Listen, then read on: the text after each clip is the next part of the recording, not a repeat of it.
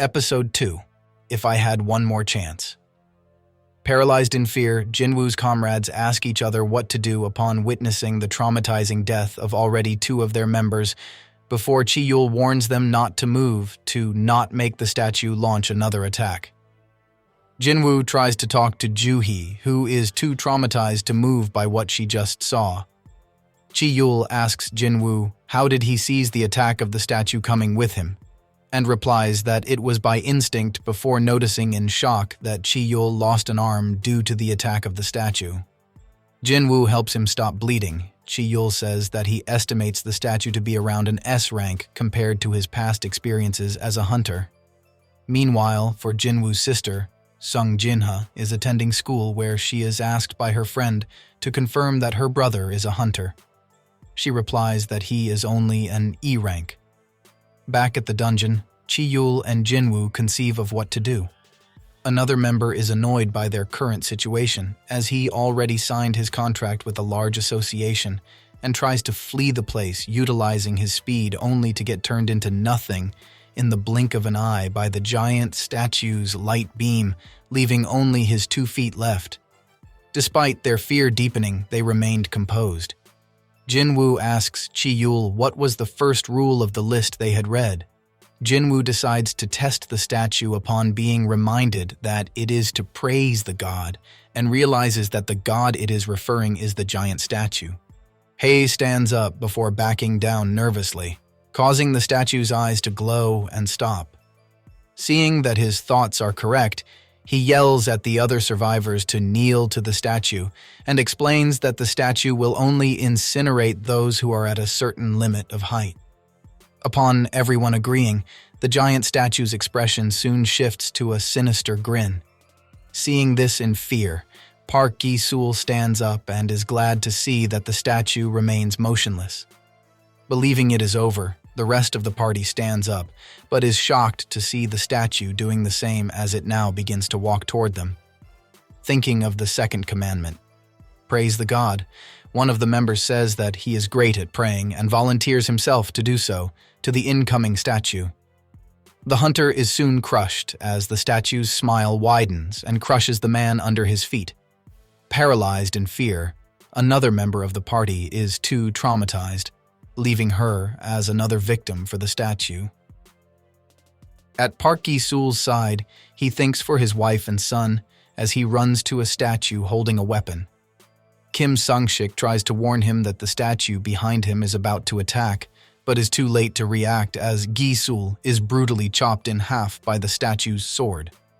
Jin-Woo soon figures out and orders the survivors to run to the statues holding instruments instead of weapons. Sang-shik sees that Jin-Woo is right as he rests and breaks down in tear a bit in front of the statue as it starts to play music. Jin-Woo realizes that the statues will not be activated by playing music if 2 people are standing nearby, as he leaves Ju-hee to the statue and looks for another statue holding instruments. However, Jin-Woo's speed leads him to be nearly crushed by the giant statue's foot and accidentally rolls to a statue that holds a shield. Barely the statue's weapon as it drops on him, Jin-Woo crawls to a statue holding an instrument right beside and manages to activate it to play music, causing the giant statue to stop pursuing him and get back on his throne, as well as reverting back his expression to how it was previously. As the rest of the party members who survived reunite with Jin-Woo, who has lost a leg, Sang-shik grabs his sword and threatens Chi-yul as he reminds that he holds responsibility for the life of their dead comrades. Seeing that the giant statue has also made an altar appear at the center of the place, Jin-Woo explains that it is offering to make a sacrifice to one of them. Chi-yul agrees to do so and walks to the center, activating a flame. Jin-Woo asks 2 of the other survivors to help him walk to there alongside Ju-hee, activating more flames in a circle. Back at Jinha, she is now seen visiting her unconscious mother and informing her about her results at school.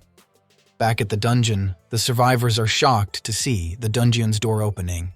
Despite Jin-Woo's instruction for them to not leave, 2 of the members who were helping Jin-Woo left in fear, including Sang-shik, who says that he has a family waiting for him in tears. No, only Ju-hee, Chi-yul, and Jin-Woo left. but Juhi said that her legs are not moving and learned that it is because she used too much of her magic. Jin-Woo hands the essence stone that he got earlier to Juhi and tells her to buy food, causing Juhi to ask him in tears how can he still be joking before getting neck-chopped by Sangshik. Jin-Woo tells Sangshik to take Juhi with her, with him agreeing. As Chiyul leaves while carrying Lee Juhi unconscious, a desperate Jin-Woo grabs the sword that Sangshik left behind and speaks in his thoughts about his unfortunate desire to become stronger like others. One of the statues, now close enough, launches his weapon at Jin-Woo but misses. Jin-Woo is soon mutilated by the statues as his screams echo in the dungeon. Jin-Woo leans against the altar and attempts to scream something but is stabbed by a statue's spear before getting lifted in the air and be thrown onto the altar. Surrounded by his own blood that spread over the altar, he sees in silent horror as one of the statues raises its sword and lands it on Jin-Woo. A blue flame goes out and an interface appears in Jin-Woo's mind, asking him to either accept or decline to become a player.